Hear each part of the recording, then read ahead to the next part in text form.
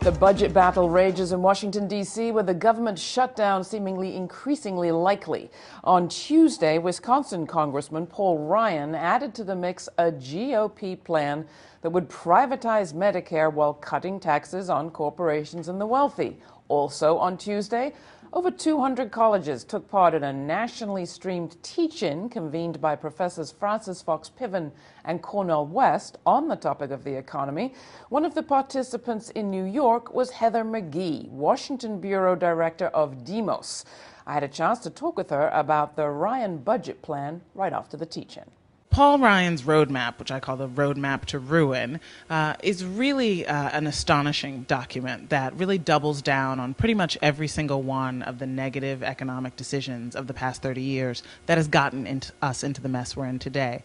It basically takes all of the remaining structures that help the middle class be vibrant and just decimates them, whether it's Social Security, which actually he does put the crosshairs on, even though he tries to say in his op-eds and stuff that he doesn't. He ends Medicare as we know it. He ends Medicaid as we know it. He guts college age at a time when it's so important for young students to go to college, to get that ticket into middle class life.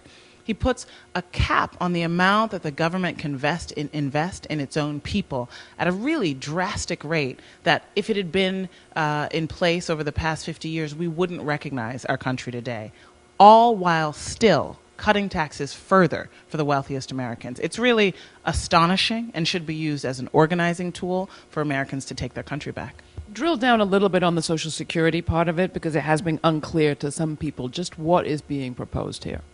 So basically, instead, there's a small Social Security shortfall. I think it's very important to note that Social Security does not contribute a dime to the deficit. But over the next 35 years, we will start taking in more than we pay out, and there will be a shortfall if we don't make some changes. We can make some changes that are very progressive, that in fact say that we can raise the cap from $106,000, which is what it is now, which is basically, at that point, people stop paying Social Security income tax. Most people don't know that. Most people think they pay Social Security tax on every dime that they make. But the Ryan plan basically says that the Obama administration now has a certain amount of time before it has to submit a proposal for Social Security, which we all know, given the political factors in Washington right now, means sort of a crosshairs on Social Security. Talk about alternatives for a moment, because a lot of Americans resonate to Ryan's comment in the presentation of this plan that for them life has gotten worse. And it seems as if it keeps getting worse, and something has to be done. Absolutely. Something has to be done. But again, not doubling down on the reason why the economy is so bad, which is tax cuts for the wealthy that did not create a single private sector job in the entire 10 years since they've been enacted. There are a lot of alternatives, actually, a lot of excluded alternatives. Basically, the entire package of $6 trillion over 10 years, if we just ended the Bush tax cuts, that would be $4 trillion. And then he adds almost $2 trillion of tax cuts on top of it. So that's what we're talking about here. There are a lot of excluded alternatives around tax policy. Representative Jan Schakowsky has a bill to really make the tax code more fair for millionaires and billionaires and reform the estate tax. And then tomorrow, on Wednesday, the Congressional Progressive Caucus is going to do its entire own budget blueprint. And there's also a lot of organizations outside, Demos, the Economic Policy Institute, and the Century Foundation on our website, which is called ourfiscalsecurity.org, have an entire blueprint called Investing in America's Economy that speeds the recovery, puts Americans back to work, has fiscal discipline, and rebuilds the middle class. It can be done.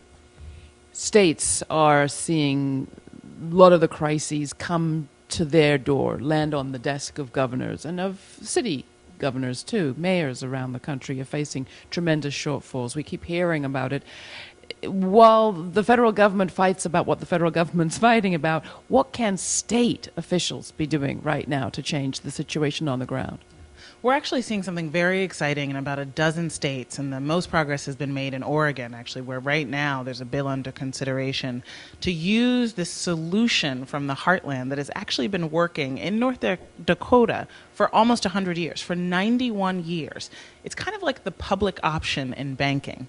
Basically, instead of putting all of the taxpayers' money into Wall Street banks and sending it basically to wherever Wall Street decides to invest, overseas, to corporate CEO pay and all of that, the state bank is a public system that actually keeps taxpayer money and reinvests it through community and local banks to create jobs and small business lending.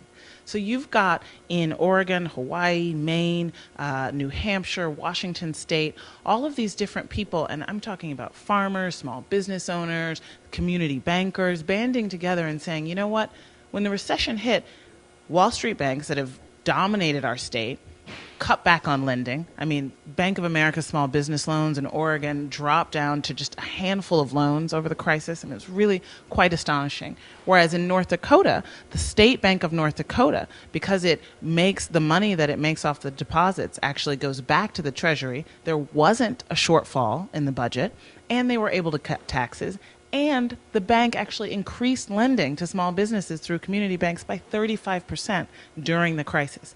So this is a solution that can really have bipartisan support, that gives local economies more control over what happens in a recession. And we've got a bunch of papers on our website, demos.org, called Putting Maryland's Money Back to Work for Maryland, Putting Oregon's Money Work to for Oregon, that really show that there is another way, another way is possible. Another way is possible. Finally, individuals. We've gone from the federal to the state to the individual. A lot of people talk about moving their money from the big banks, the banks that have been, in many people's views, kind of bilking the public. Where can you move your money to and be sure that you're not funneling it back to the same hands after all? Yeah, no, I mean, it is a problem. There are credit unions, which are local member-owned credit unions, and you can go on the National Credit Union website and find if there's a local one that allows people to become members. There are small and local community banks. That said, particularly when you look at abuses around credit cards and payday loans, it's not like the community banks are, saints and were completely not responsible for some of the abuses that led up to the crisis. So we need to not sort of give everybody a pass, particularly in terms of small banks, when they're up to $50 billion in assets and they have credit cards just like everyone else with 20% interest. So I think we need to be looking at alternative models in banking. I think the state bank is a great model. In North Dakota, it actually does retail banking and student loans and all that. So I think we need to be pushing for more publicly accountable institutions. All right. Heather McGhee, thanks so much for joining us.